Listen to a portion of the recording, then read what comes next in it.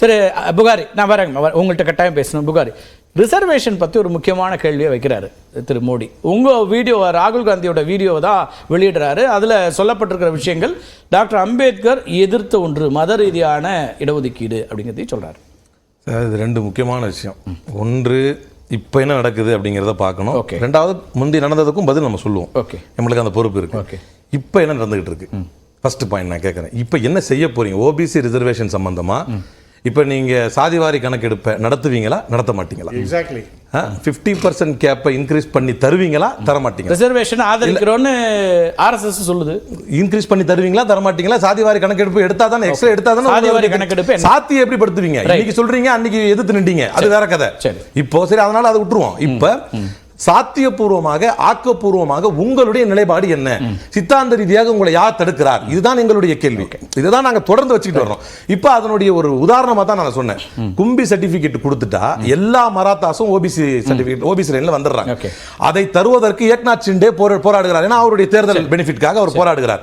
அதை தராமல் ஒரு பிராமின் சிஎம், டெபுட்டி சிஎம் தான் இதை தடுக்கிறார் என்று அங்கு இயங்கி வரக்கூடிய ஜரங்கே பாட்டீல் என்பவர் குற்றச்சாட்டு வைக்கிறார். அவர்கள் போராடுகிறார்கள், அவர்களை அடித்து துரத்துகிறார்கள். இப்ப அந்த கும்பி சர்டிபிகேட் கொடுத்த அனைத்து மராத்தாக்களும் நீங்கள் ஏற்பீர்களா, ஏற்க மாட்டீர்களா? உங்களுடைய நிலைப்பாடு என்ன?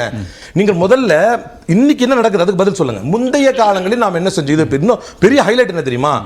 அம்பேத்கரை பத்திலாம் யார் பேசுறது என்கிற நிலை வருகிறது.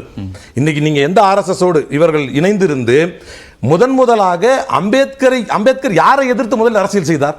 அம்பேத்கர் யாருக்கு எதிரானவர், யாருக்கு ஆதரவானவர்? அம்பேத்கர் எங்களுடைய அமைச்சரவையில் இடம்பெற்றவர். அம்பேத்கர் காங்கிரஸே எதிர்த்தார். அது அவருடைய உரிமை, தாராளமா எதிர்க்கலாமே. அதுதான் காங்கிரஸ் இருக்கட்டும், அதுவும் அரசியல். கண்டிப்பா சொல்றோம், அது அரசியல் நின்றார், தோற்றார். அதே அம்பேத்கர் என்ன சொன்னாரு? Without Congress the constitution would not have been made possible என்று 1949 நவம்பர் 26 பேசினார். அத சொல்லுங்க. உங்களுக்கு எப்படி ஏதோ போட்டு சொல்லி இருக்கிறாரா? உங்களுக்கு வரலாறே கிடையாது. முதல்ல நீங்க ஆன்டி இன்கம்பன்சில உருவானவங்க. அதனால் நான் என்ன சொல்கிறேன் என்றால், அம்பேத்கரை பற்றி பேசுவது, ஏனென்றால் அம்பேத்கரை முதலாக கொண்டு வந்த இந்த கான்ஸ்டிடியூஷனை நாளே நாளில் கான்ஸ்டிடியூஷன் வந்த நாளே நாளில் ஆர்கனைசரில், RSS பப்ளிகேஷனில் there is nothing Indian about the constitution என்று சொன்னவர்கள் யார்?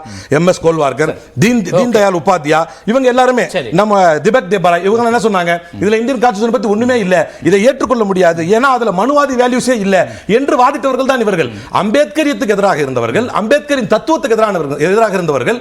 அம்பேத்கர் காங்கிரஸ்காரராக இல்லாமல் இருந்தாலும் காங்கிரஸ் அமைச்சரவையில் மிகப்பெரிய பொறுப்பை பெற்ற அமைச்சராக காங்கிரஸ் எதிர்த்தார். அது ஃபேக்ட். ஆனா இப்போ என்ன கேட்கிறார், ரெண்டு விஷயம் அவர் வைக்கிறார் சார், பிரதமர் சொல்லக்கூடியது.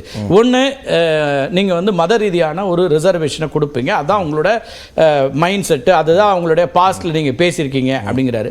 அதுக்கு அவர் 2-3 உதாரணங்கள் சொல்றாரு. முதலமைச்சராக இருந்தபோது பட்ஜெட்ல 15% ஒதுக்கணுங்கிற வரைக்கும் அவங்க முடிவு செய்தவர்கள் தான் அப்படிங்கிற வரைக்கும் சொல்றாரு. அப்ப தொடர்ச்சியா இந்த விஷயத்தை வச்சு அவர் என்ன கேட்க வர்றாருன்னா, ஓபிசி பத்தி நீங்க சொல்றீங்க, ஓபிசி இடஒதுக்கீடு பத்தி ராகுல் காந்தி பெருசா பேசும்போது அங்க ஓபிசினுடைய ரிசர்வேஷன் பாதிக்கப்படும் அப்படின்னு ஒரு விஷயத்தை பொலிட்டிக்கலா அவங்க வைக்கிறாங்க. அது இல்லன்னு உங்களால 2006ல 27% ஓபிசிக்கு கொடுத்தது யார்? வரலாற்று பூர்வமாக இவர்களுக்கு என்ன வரலாறு இருக்கு? யார் கொண்டு வந்தாத? நாங்க தான கொண்டு வந்தோம். நீங்க இதற்கு முன்னால் பேசுகிற கான்டெக்ஸ்ட திருச்சி என்ன வேணா கொண்டு வந்து முன்ன பின்ன நின்னு பேசலாம். வரலாற்று பூர்வமாக 27% இடஒதுக்கீடு கொண்டு வந்தவர்கள் யார்? மண்டல் கமண்டல் என்று பேசி அதற்கு எதிராக செயல்பட்டு ரத யாத்திரை நடத்தி மிகப்பெரிய அளவில் மண்டல் கமிஷன் ஏற்படுத்திய தாக்கத்தையே மடைமாற்றி விட்டவர்கள் யார்? எதிர்த்து பண்ண சார், அது ரத யாத்திரை நடத்தி அந்த நெரேட்டிவை மாத்தி விட்டவர்கள் யார்? எதிர்க்கிறது என்பது அரசியல் ரீதியாக நேற்று ஒரு நிலைப்பாடு இருக்கும், வரலாற்று ரீதியாக அதை பாடம் படித்து தன்னுடைய நிலைப்பாட்டை மாற்றிக் கொள்வார்கள். நான் என்ன கேட்கிறேன்னா, மண்டல் கமண்டல் என்று அதை பேசி இன்னைக்கு அந்த இடத்துல தீ வச்சுக்கிட்டான் பாத்தீங்களா? தீ வச்சுக்கிட்ட இளைஞன் இன்னைக்கு பேசுறான், என்னை தூண்டி விட்டார்கள், உயிரோட இருக்கிறான் இன்னைக்கு ஒருத்தன், என்னை தூண்டி விட்டார்கள், நான் இதுல வந்து சிக்கிக்கிட்டேன் என்று பேசுகிறான்.